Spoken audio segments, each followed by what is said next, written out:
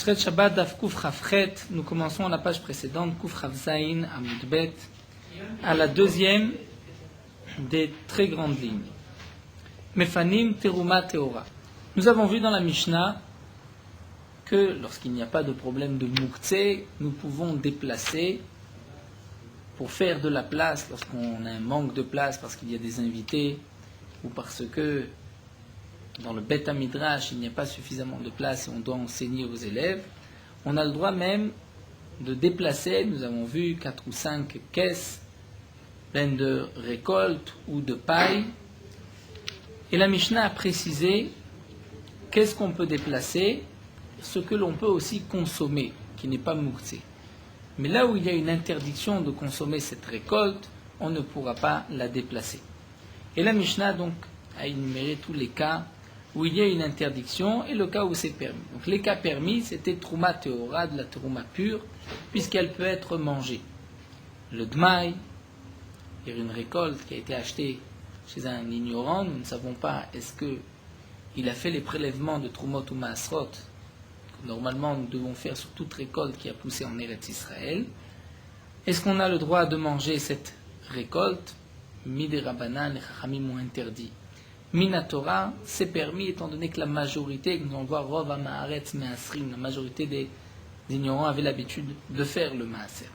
Donc là nous allons voir, la Gemara va nous expliquer tout d'abord Mefanim Teruma Teora, donc la Gemara reprend, la Gemara demande Pshita, c'est évident. Si cet homme est Kohen et que c'est de la Teruma pure, il peut la manger, donc il n'y a pas de problème de Mouktsé. Lorsque c'est la quantité permise, comme nous l'avons vu, il n'y a pas de tira, il n'y a pas une très grande fatigue, donc jusqu'à 4 ou 5 caisses, nous avons le droit. Demande l'agma, c'est évident. L'agma répond l'otzricha, demancha biyad Israël. On parle même de la terouma qui est dans les mains d'un Israël, donc d'un juif qui ne peut pas en manger puisqu'il n'est pas Kohen. Donc moi, j'aurais pu croire, étant donné que lui ne peut pas en manger kamash malan, que c'est vrai que lui ne peut pas en manger, et malgré tout ce n'est pas Mouktsé qui va déchazer les Kohen Shapir Dameh. Étant donné qu'il peut le donner à un Kohen, donc il aura le droit aussi de le déplacer.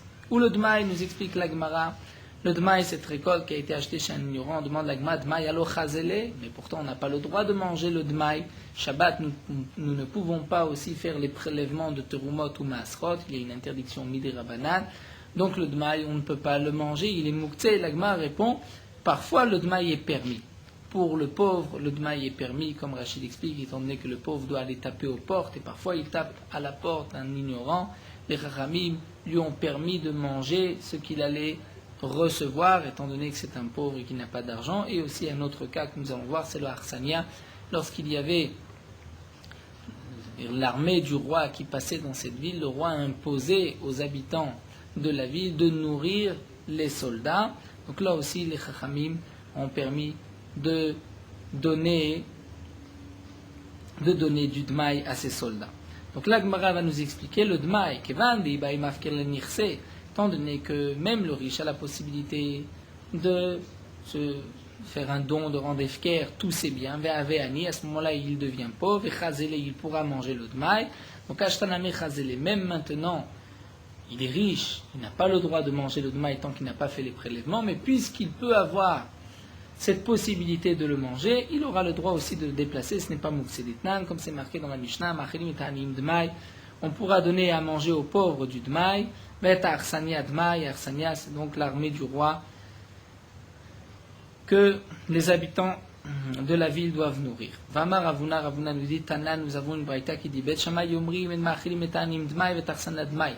C'est une marloquette en vérité entre Bet Shammai et Bet Hillel. Bet Shammai interdisent de manger, de donner à manger aux pauvres du Dmaï ou à l'armée du roi, alors que Bet Hillel, oui, Machilim Etanim Dmaï, Tarsania Dmaï. Donc comme nous l'avons dit, les Khamim n'ont pas maintenu leur interdiction de Dmaï sur les pauvres et sur les Arsania. Et donc, puisque même le riche peut devenir pauvre, il pourra le déplacer ses caisses lorsqu'il y a donc un maximum de 4 ou 5 caisses, comme nous l'avons vu dans la Mishnah. Juste le mot de maï, c'est un mot en araméen da maï, c'est-à-dire cette récolte maï, quel est son statut? Les prélèvements ont été faits ou n'ont-ils pas été faits? Ensuite, dans la Mishnah, nous avons vu aussi Maaser Rishon Shenitla Terumato. Lorsque nous avons une récolte qui a poussé en Eretz Israël, on doit d'abord donner une partie au Kohen, qui est appelé Trouma Gedola. Ensuite, une partie, un dixième au Lévi, et le Lévi devra donner un dixième au Kohen. Et donc la Mishnah nous dit, s'il y a un maaser rishon, donc le maaser qui est donné au Lévi, shenitla terumato, et on a déjà fait le prélèvement de la teruma. Demande la Gemara, mais si on a fait le prélèvement de la teruma sur ce maaser, donc on a le droit de le manger, il n'y a aucun problème. Quel est le chidouche? Pourquoi nous dit la Mishnah, une telle récolte n'est pas mouktsé, on pourra la déplacer, c'est évident. Et la Gemara va nous expliquer que, normalement, à partir de quel moment le blé, par exemple, a l'obligation de tous ces prélèvements de terouma, de maaser et de troumat maaser, c'est lorsque on a séparé le blé de l'épi et qu'on en a fait un tas, c'est ce qu'on va appeler le kéri, c'est-à-dire on a fait ce tas dans la grange. À ce moment-là, il y a une obligation de faire les prélèvements. Lorsqu'il y a déjà l'obligation de faire les prélèvements, donc le Lévi ne peut pas venir avant le Kohen. D'abord, le Kohen doit faire le premier prélèvement de Teruma Gedola, ensuite on donnera au Lévi, et le Lévi donnera encore une partie au Kohen. Mais dans le cas où le Lévi a devancé le Kohen, alors que la récolte était encore dans l'épi, c'est ce qu'on va appeler Igdimo, il l'a devancé Beshibolim lorsque le blé était dans l'épi. Dans ce cas-là, nous allons apprendre d'un pasouk que le Lévi n'est pas tenu à donner la Trouma Gedola. C'est vrai que normalement on doit donner Teruma Gedola, ensuite le Lévi donnera encore une partie au Kohen. Mais dans ce cas-là, lorsque le Lévi a devancé le Kohen, à un moment où il n'y avait pas encore de tas, donc pas encore une obligation, le chiyuv des Trumot ou Masrot, si le Lévi a devancé le Kohen, il donnera simplement la Trumat Maaser, c'est-à-dire un dixième de ce qu'il a reçu, mais il ne devra pas prélever la Trouma Gedola. Donc c'est ce que l'Agma va nous expliquer. Quand on dit Maaser Rishon Shenitla Terumato, Pshita demande l'Agma, c'est évident, si c'est un Maaser Rishon et on a pris la Teruma un dixième et qu'on a donné au Kohen, donc c'est dans l'ordre habituel. L'Agma répond, l'Otricha Shigdimo Bishibolim. On parle dans le cas où le Lévi a devancé le Kohen, alors que le blé était encore dans l'épi, Venatla et Menatrumat Maaser. Et on a ensuite donné, le Lévi a donné la Trumat Maaser, un dixième de ce qu'il a reçu.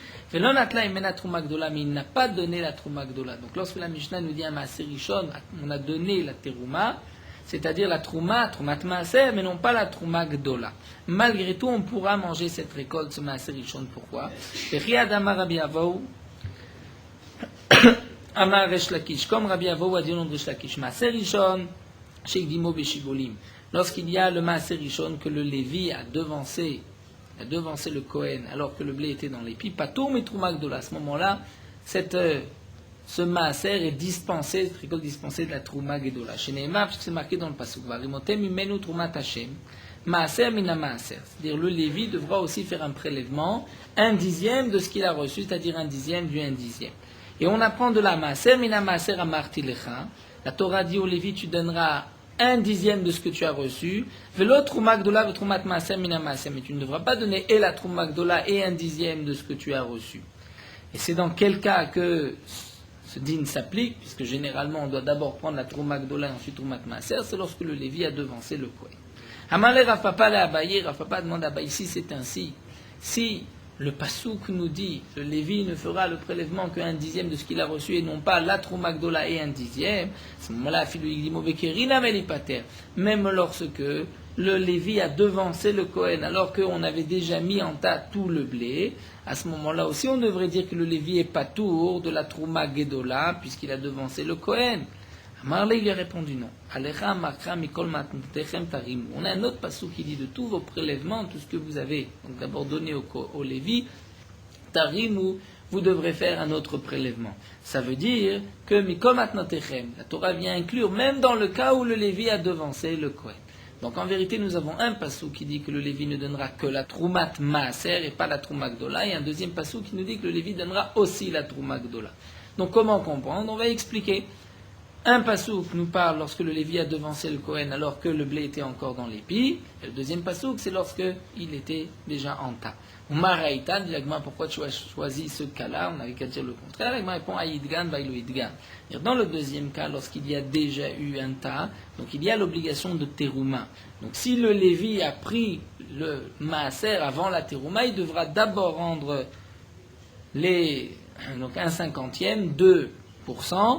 Et ensuite, il devra donner un dixième. Alors que dans le cas où c'est Beshibolim, où il n'y a pas encore de taille, il n'y avait pas encore une obligation entière, dans ce cas-là, donc il se suffira de donner la Troumat Maaser, et on peut dire le Lévi a gagné la Trouma Gedola. Donc la Mishnah vient nous dire, Maaser Rishon Shenitla Terumato, dans ce cas-là, tu pourras déplacer les caisses, si c'est du Maaser Rishon, quel on a pris la terouma, mais c'est-à-dire on a fait le prélèvement de Troumat Maaser et non pas Trouma Gdola, mais lorsque le Lévi a devancé le Kohen, alors que le blé était dans l'épi, et ensuite nous allons voir par la suite où la Mishnah nous a dit, et quels sont les cas que tu n'as pas le droit de déplacer, c'est lorsque nous avons un Maaser Rishon, Shelon Itla Terumato. Et que signifie Shelon Itla Terumato? Donc Agma nous expliquera, c'est dans le cas où le Lévi a devancé le Kohen, alors que le blé était déjà en tas. Dans ce cas-là, si on n'a pas fait le prélèvement de la Trouma Gedola, c'est Mouktsé, puisque nous n'avons pas le droit de manger cette récolte. À ce moment, on ne pourra pas déplacer les caisses. Mis à part le problème de Tira, de fatigue, il y a le problème de Mouktsé. Donc c'est ce que la Gemara nous dira par la suite. On peut directement le voir dans Daf Kofufret, Hamoud Aleph, ça sera plus facile pour ne pas revenir après sur tout le raisonnement. Donc à la troisième ligne, c'est marqué Velo Maaser Rishon, Shelon Itla Terumato, dit la Gemara Pshita, c'est évident. L'Otzricha, répond la Gemara, on a besoin de ce cas-là, Shigdimo Bekeri, Shenotel Menu Maaser, Venatlam Menu Truma Gedola. Shenotel Menu Maaser, Venatlam Menu Truma Gedola. On parle dans le cas où le Lévi a devancé le Kohen alors que la récolte était déjà entassée, et il a pris le Maaser, on n'a pas encore donné la Trouma Gdola. Donc dans ce cas-là, la récolte, le Maaser Rishon, est considéré comme Mouktsé, le Lévi doit donner d'abord la Trouma Gdola. Donc Maud et Théma, j'aurais pu croire que Amar Rav Papa l'a abayé, comme la question de Rav Papa qui a dit, mais même dans le cas où il y a eu un tas, on devrait dispenser de la Trouma Gdola. Donc Kamashman, que Chanel a abayé, qu'il y a une différence, il y a déjà un tas ou pas. Et donc dans le cas où le tas a été déjà fait et que le Lévi est venu se servir avant le Kohen, le Lévi devra donner la terouma. Et si le Lévi n'a pas donné la Trouma Gdola au Kohen avant de donner la Trouma Maaser, dans ce cas-là c'est Mouktsé, on ne peut pas manger la récolte, on ne pourra pas la déplacer. Continuons avec le din de Maaser Sheni, qui est marqué aussi dans la Mishnah, le Maaser Sheni Ekdesh qui ont été rachetés, ça on pourra les déplacer. Le Maaser Sheni, c'est le dernier prélèvement qui doit être mangé à Yerushalayim. Lorsque on habite loin, on pourra donc racheter la valeur, mettre sa valeur dans de l'argent, et ensuite monter cet argent et acheter des korbanot ou à manger à Yerushalayim. Donc nous dit l'Agma Pshita, si on a fait le pidion, c'est évident que ce n'est pas Mouktsé. L'Agma répond, le tzrichash natan et akeren, natan et achomesh. Nous avons une halakha que lorsqu'on fait ce pidion, ce rachat, on doit rajouter un cinquième aussi de la valeur. Et dans le cas où il a racheté le capital, mais non pas le 1/5, donc j'aurais pu croire que le prélèvement n'est pas bon, le rachat, le pidion n'est pas bon, akamashma del chomesh me'akev, donc on apprend de là que le chomesh n'est pas me'akev. C'est vrai que tu n'as pas donné un 5e, tu devras le donner, mais entre-temps la récolte tu peux la manger et elle n'est pas mouktsé. Nous avons vu aussi dans la Mishnah Tourmous Ayavesh, Tourmous c'est le lupin, Ayavesh qui est sec. Dans ce cas-là, on pourra le déplacer puisque je peux le donner à ma bête, et l'Agma nous dit Dafka Yavesh seulement lorsqu'il est sec, Avalach, mais lorsqu'il est humide, l'homme Aitama Kevan de Marir lo Achla, étant donné qu'il est amer, la vache ne va pas, la bête ne va pas en manger. Nous commençons donc Kuf Chafret, Aval lo et Tevel, la suite de la Mishnah. Donc nous avons vu les cas qui ne sont pas mouktsé, nous allons voir les cas mouktsé. Donc la Mishnah nous a dit, lorsque c'est une récolte Tevel, tu ne pourras pas la déplacer. Demande l'Agma Pshita, Tevel, c'est-à-dire aucun prélèvement n'a été fait. On nous dit c'est évident, puisque tu n'as pas le droit de manger cette récolte, et tu ne peux pas faire ces prélèvements Shabbat. L'Agma répond, l'Otzricha bet Tevel tavoul midirabanan. On parle d'un Tevel qui n'est que midirabanan. Par exemple, chez Zaro Beatzitz Shenunakuv, on a semé dans un pot qui n'était pas troué, donc il n'y a pas de contact avec la terre, le prélèvement de Trumot ou Maasot n'est que midirabanan. Malgré tout, si tu as toute une récolte qui est dans Atzitz Shenunakuv, tu ne pourras pas la déplacer Shabbat, elle est mouktsé. Donc le Maaser Rishon, ça nous l'avons donc expliqué, nous allons passer tout de suite Velo et Maaser Sheni, donc un peu plus loin. La Gemara nous dit, et le Maaser Sheni, c'est marqué dans la Mishnah, qui n'ont pas été rachetés, le Ekdesh qui n'ont pas été rachetés. La Gemara demande Pshita, si ça n'a pas été racheté, donc tu ne peux pas le manger. La Gemara répond l'Otzricha. Tu ne peux pas le manger en dehors de Yerushalayim. Tu pourras le manger à Yerushalayim, mais en dehors, tu ne peux pas. La Gemara répond l'otzricha de nivdou velo nivdou kilchatan. En vérité, ils ont été rachetés, mais pas comme il faut, pas comme la halacha. C'est-à-dire, maaser shepadou al gabé simon, un maaser qui a été racheté sur une pièce qui n'a pas d'effigie. Le pasuk nous dit, tu prendras l'argent dans ta main, mais on apprend aussi vetsarta d'avar shishbo tsura milachon, tsura d'une forme, d'une effigie. Et donc, si tu fais sur une pièce qui n'a pas d'effigie, dans ce cas-là, le maaser, le pidjon n'est pas valable. Ekdesh, et le Ekdesh qui n'a pas été mechoulal, c'est-à-dire shechidou al gabé karka, tu as racheté le Ekdesh, c'est-à-dire tu avais une récolte que tu as offerte au Beth Amikdash, tu l'as racheté ensuite, non pas sur de l'argent, mais sur un terrain. C'est-à-dire tu as donné la valeur, tu as dit voilà, la kedusha de cette récolte va passer sur ce terrain, et c'est ce terrain qui va être donné au Beth Amikdash, et ça ce n'est pas bon non plus. De Rahmana Amaf, Natana Kesef et Kamlo, la Torah a dit, le rachat se fait sur de l'argent, et non pas sur un terrain. Donc nous avons vu les cas dans la Mishnah où la récolte n'est pas mouktsé. Donc vient le problème de Mefanim de Tira, est-ce qu'il y a une fatigue ou pas? Ça c'est ce que la Mishnah nous a expliqué, c'est ce que nous avons vu dans le daf d'hier. C'est de savoir quand est-ce qu'il y a une Tira, une fatigue supplémentaire, quand est-ce qu'il n'y en a pas. Mais malgré tout, il ne faut pas oublier le din de mouktsé. Ça c'est ce que la Mishnah nous a dit, quand c'est mouktsé, tu ne pourras pas la déplacer. La Gemara continue, nous avons vu dans la Mishnah, Velo et Alouf, de même le louf. Donc le louf, Rashi nous explique, c'est une sorte de légumineux. D'après le Rambam, c'est une variété d'oignons, puisque le louf n'est pas mangé lorsqu'il est cru, même par la bête. Tanu Rabbanan, la Gemara nous rapporte une braïta. Metal telim et chatzav. Nous avons le droit de déplacer une plante appelée chatzav. Cette plante, nous explique Rashi, a la particularité que les racines vont en profondeur et non pas sur les côtés. Et Yehoshua, lorsqu'il a dû délimiter les frontières de chaque tribu au moment de la conquête d'Eretz Israël, a semé tout le long des frontières ce chatzav, puisque le chatzav va en profondeur et non pas sur les côtés, donc on pouvait savoir exactement où est la frontière de chacun. Donc le chatzav peut être déplacé, puisqu'il peut être donné à manger au cerf. Les grains de moutarde, parce que les colombes peuvent en manger. Rav Shem Gamliel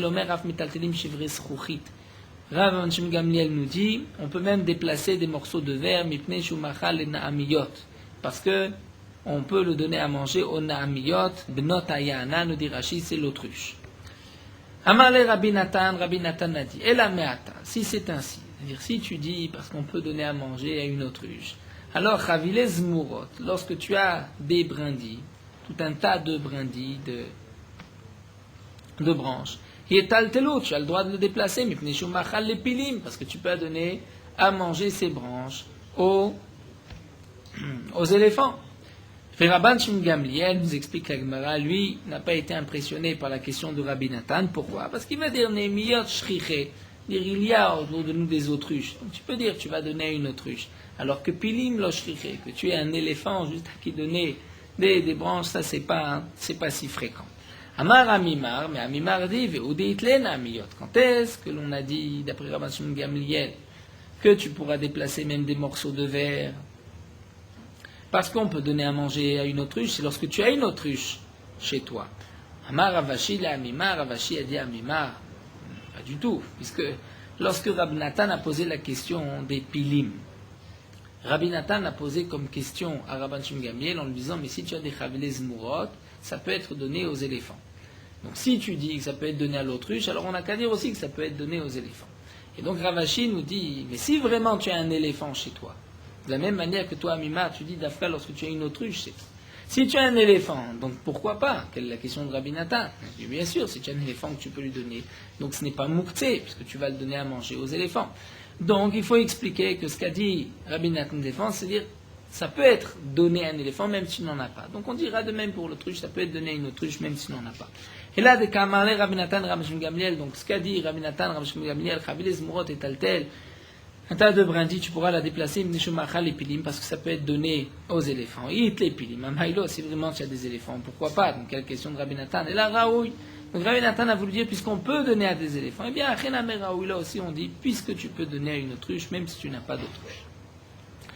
Nous reprenons avec ce que nous avons vu dans la Mishnah. Dans la Mishnah, Rabban Shimon Gamliel a permis le louf Pourquoi Mipnei Shu Ma'achal Orvin? C'est vrai que le loup ne peut pas être mangé par toutes les bêtes, mais nous dit Ramash Gamliel, il peut être mangé par des corbeaux. Mais qui a des corbeaux chez soi? Personne n'élève des corbeaux. Et Rachid nous avait expliqué que les riches avaient l'habitude d'élever des corbeaux, c'était un signe de richesse. Donc nous voyons que d'après Ramashim Gamliel, ce n'est pas seulement les riches, mais c'est tout le monde, tous les bénis Israël, qui ont le droit, on va dire, de déplacer un loup, parce qu'eux aussi peuvent avoir élevé des corbeaux. C'est ce que nous avons vu déjà plus d'une fois. Kol Israël Bnei Melachim, tous les bénis Israël sont considérés comme des princes. Ils peuvent se conduire comme des princes. Et là, nous dit Abaye, nous avons plusieurs Tanaïm qui reprennent la même notion. Rabbi Shimon Gamliel, Rabbi Shimon, Rabbi Ishmael, Rabbi Akiva, Klus Virale, tous les quatre pensent Kol Israël Bnei Melachim, même que tous les bénis Israël sont des Bnei Melachim comme des princes. Rabbi Shimon Gamliel, Adam Eran, ce que nous avons vu, puisque tout le monde peut avoir un corbeau. C'est-à-dire, n'oublions pas que d'après Rabbi Shimon Gamliel, on permet à tout le monde de déplacer le loup, puisque tout le monde peut avoir un corbeau. Rabbi Shimon dit Tan, puisque nous avons vu Bnei Melachim Sachin Agabe Makotem Shemen Vared Shiken Dakam Melachim Lasor Bechol. Donc nous avons vu concernant est-ce qu'on a le droit d'enduire une plaie d'huile, puisqu'il y a un problème, peut-être que c'est une réfoua, un remède, les Khamim ont interdit d'utiliser tout réfoua, tout remède. Le shemen en général, nous avons le droit, puisque ce n'est pas vraiment un remède. Tu te mets de l'huile, tu t'enduis de l'huile. Seulement, les Chachamim ont dit, mais de l'huile de rose, c'est très cher. Et personne ne s'en sert simplement pour s'enduire la peau, mais c'est plutôt lorsqu'il y a une maca. Donc, nous n'avons pas le droit de s'enduire avec de l'huile de rose pendant Shabbat, puisque c'est vraiment une réfoua. Mais Rabbi Shimon nous dit que tout Israël a le droit d'utiliser de cette huile, puisque tous les bénis Israël sont Bnei Melachim, mais on ne dit pas que tu l'as utilisé comme réfoua. Donc dans les mots d'Etnan Bnei Melachim, les princes Achin Nagab Mokotem Shemen Varet peuvent enduire sur leur plaie de l'huile de rose, Shken Darkan Shemen Melachim Lasor Bechol, puisque même les princes, les enfants de rois ont l'habitude de faire ainsi en jour de semaine, même sans plaie, pas vraiment comme remède, mais simplement pour s'enduire le corps. Et Rabbi Shimon Omer, Kol Israël Bnei Melachim. Tout Israël est aussi considéré comme Bnei Melachim. Donc on voit que d'après Rabbi Shimon, Kol Israël. Les deux autres Tanaïm, Rabbi Shmuel, Rabbi Akiva de Tanya, Reishayu Noshimbo Elef Mané. Un homme qui doit à quelqu'un d'autre 1000 manées. Une grosse somme. Velavouchistera. Et cet homme, Réhouven, qui doit cet argent, est habillé d'un manteau, d'un habit, Batkouf Mané, qui vaut 100 manées. Est-ce que on va lui dire, vends ton habit, achète-toi un habit moins cher, ou bien on le laissera avec cet habit? Eh bien, Mafshiti Moto, nous dit Tanakama, on devra lui enlever cet habit, ou Malvishin Oto Itzlaru Yalo, et on lui donnera un habit qui lui convient selon ses moyens, puisqu'il doit de l'argent, donc il aura un manteau, une veste toute simple. Tana Mishum Rabbi Ishmael, et Tana Mishum Rabbi Akiva, et nous avons enseigné au nom de Rabbi Ishmael de Rabbi Akiva, Kol Israël Ruim Nota Itztela. Dire tout Israël a le droit d'avoir un tel habit. Tu ne peux pas dire non, ça ne te convient pas, c'est trop cher, c'est pas en fonction de tes moyens. Kol Israël Bnei Melachim, même s'il a un costume qui vaut très cher, tu ne peux pas lui enlever, c'est son kavod, c'est habit. Nous reprenons la suite de la Mishnah. Nous avons vu Chavile Kash et Chavile Zradim, lorsque nous avons tout un tas de paille ou de bois ou de Zradim, ce sont des petites branches qui sont tendres et qui peuvent être mangées.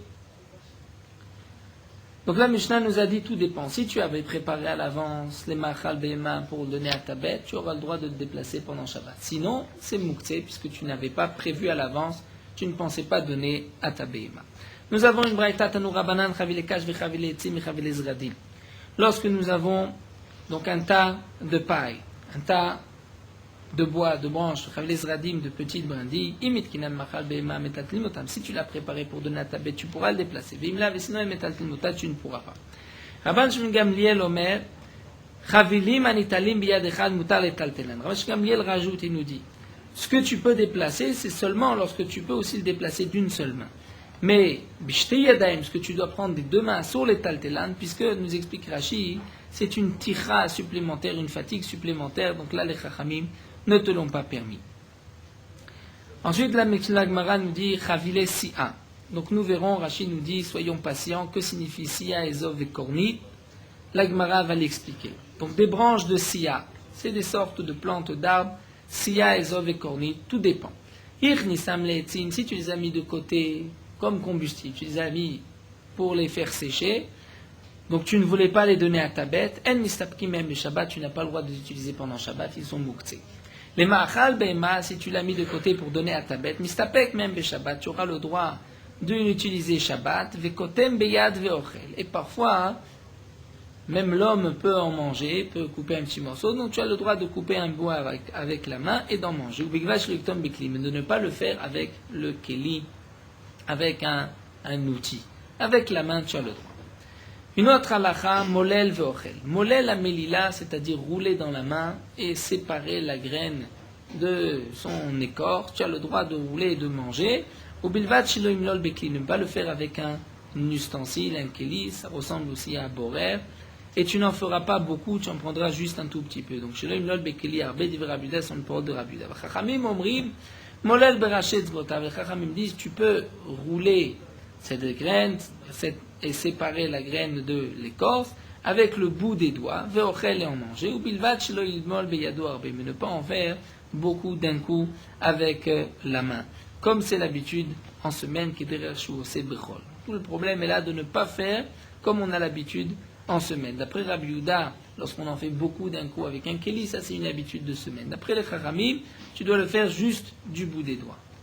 Vechen be'amita, de même avec cette plante qui est appelée amita, vechen be'figam, vechen be'shamine tavlim, et toutes sortes d'épices. Donc là, Gemara va nous expliquer qu'est-ce que c'est amita, figam.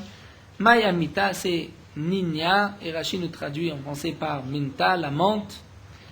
Sia, qu'est-ce que c'est sia? Amar Rabbi Yehuda tsatre. Tsatre, Rashi traduit à deux lahas. Le premier c'est une menthe, la sarriette, et le deuxième c'est le poulio. Ensuite, nous revenons à ces trois premières plantes qui ont été mentionnées. Donc, Sia, nous l'avons expliqué, c'est la sarriette ou le poulio, et Ezov, Vekornit, il nous reste. Alors, Ezov, nous dit la Gemara, Evrata. Evrata, traduit Rashi par le Ezov, c'est l'Isop. Kornit, Kornita. La Gemara explique que signifie Kornit, c'est le Kornita Shema, il est appelé Kornita. La Gemara demande pourtant, Vaoud Amar Luman Bay Kornita, pourtant, un homme avait dit, mais qui veut acheter de la kornita? Vishtaka chaché. On a vu que c'était ce chaché, et là Rachid traduit par cette sarriette. Donc Rachid la Gemara reprend, et là, Sia en vérité c'est tsatré. Ezov avrate, kornita chaché. Donc on va dire que Sia c'est tsatré, on va traduire par le poulio comme Rachid l'a traduit. Ezov c'est l'isop, et kornita c'est chaché, c'est-à-dire c'est cette sarriette. Nous continuons dans les dynimes de Moukhtse. Itmar, la Braïta nous dit, Bassar Meliar, de la viande salée, Moutar letaltelo Shabbat, tu peux la déplacer Shabbat, puisqu'elle peut être mangée aussi Shabbat, puisqu'elle est bien salée.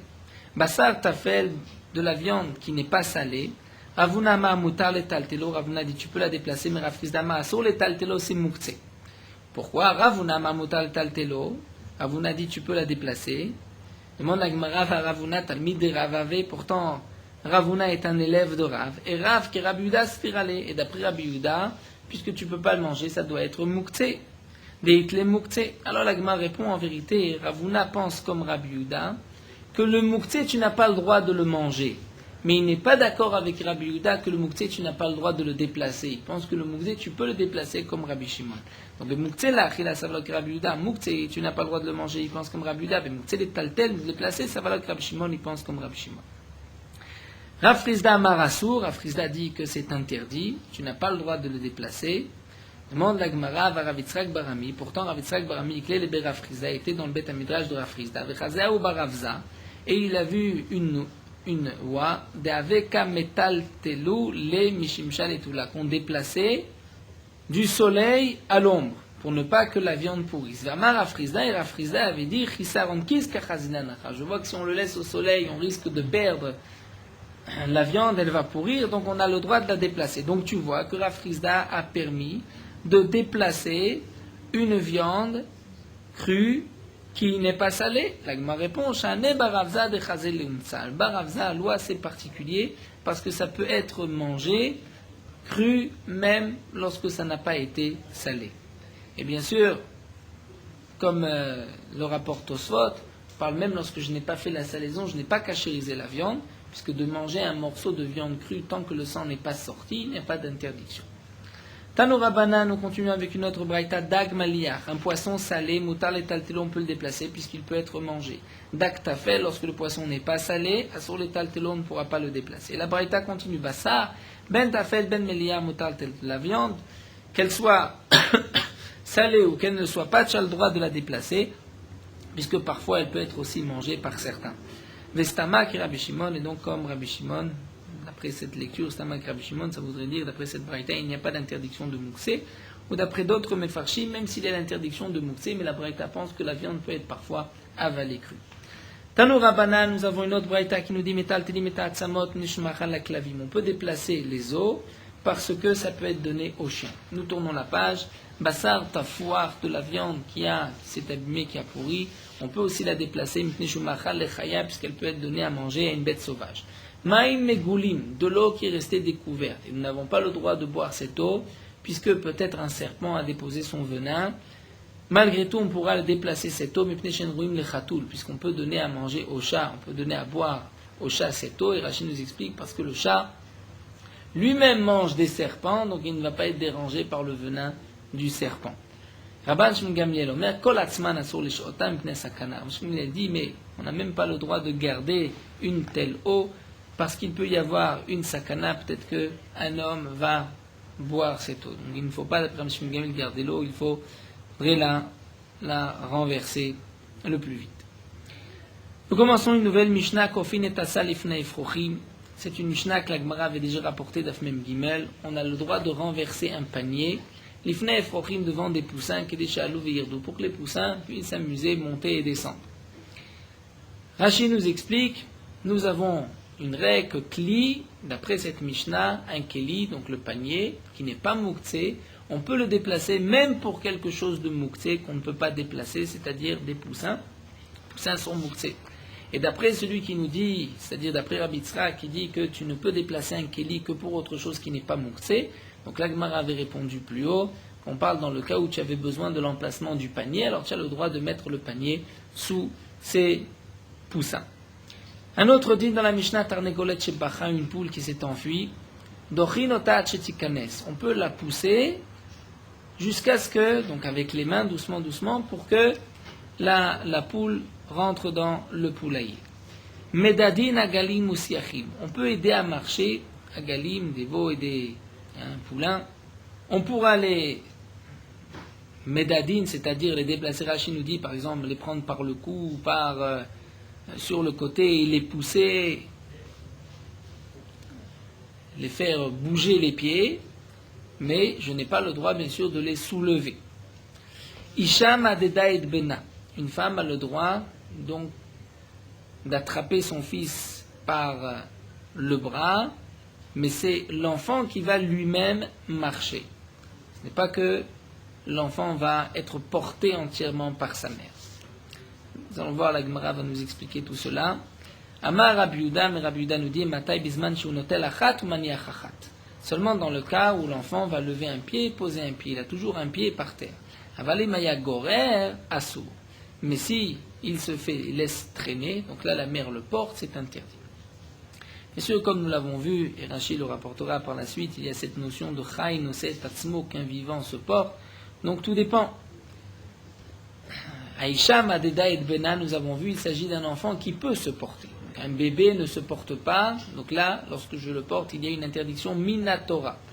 Lorsque nous avons un enfant qui est grand, comme nous l'avons déjà vu dans la Gemara, l'Avtzadik Dalet, le vivant se porte lui-même. Donc si je le porte, je ne transgresse pas Shabbat, une melacha d'Oraïta, mais j'ai malgré tout une melacha des Rabbanan. Mishnah Berurah nous dit qu'il faut faire attention. Certains se trompent et pensent que puisqu'un enfant se porte, donc on a le droit de le porter. On n'a pas le droit de le porter dans un domaine public, il y a malgré tout une interdiction midérabanan.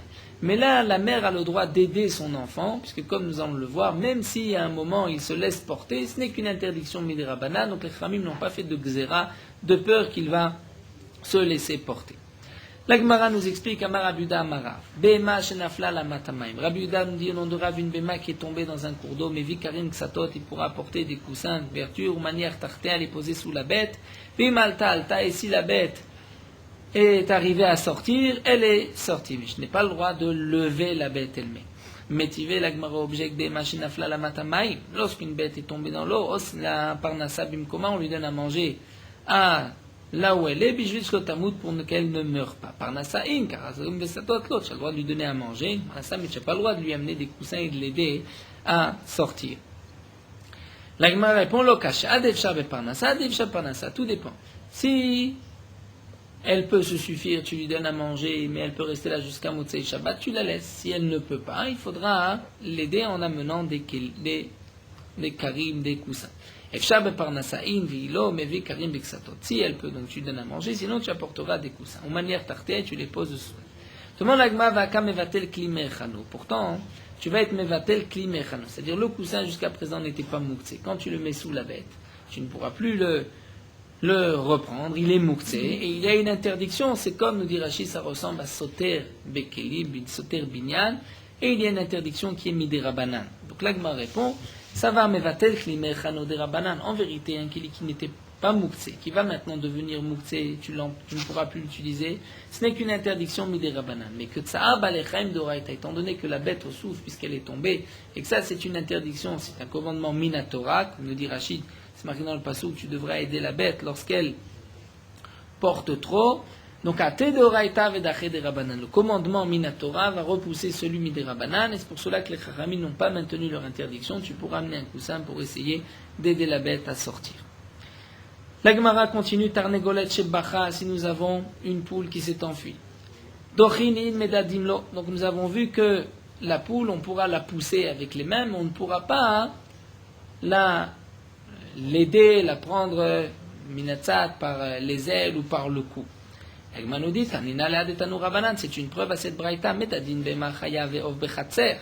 On a le droit donc de déplacer dès la bête, donc de la prendre d'une patte ou par les ailes de Bema Chaya Ve'of, donc une bête sauvage, par le cou, par les pieds, Ve'of, et un oiseau, même par les ailes, Bechatzer, dans une cour. Bien sûr, c'est la bête elle-même qui va marcher, je ne la porte pas complètement.